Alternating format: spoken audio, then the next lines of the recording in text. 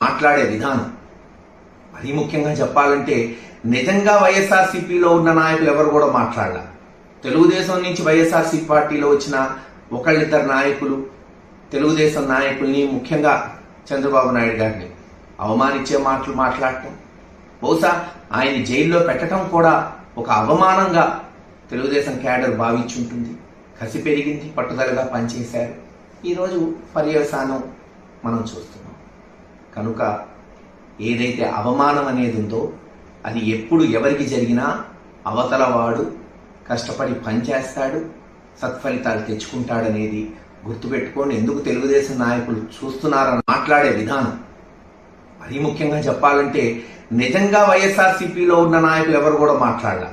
తెలుగుదేశం నుంచి వైఎస్ఆర్సీపీ పార్టీలో వచ్చిన ఒకళ్ళిద్దరు నాయకులు తెలుగుదేశం నాయకుల్ని, ముఖ్యంగా చంద్రబాబు నాయుడు గారిని అవమానించే మాటలు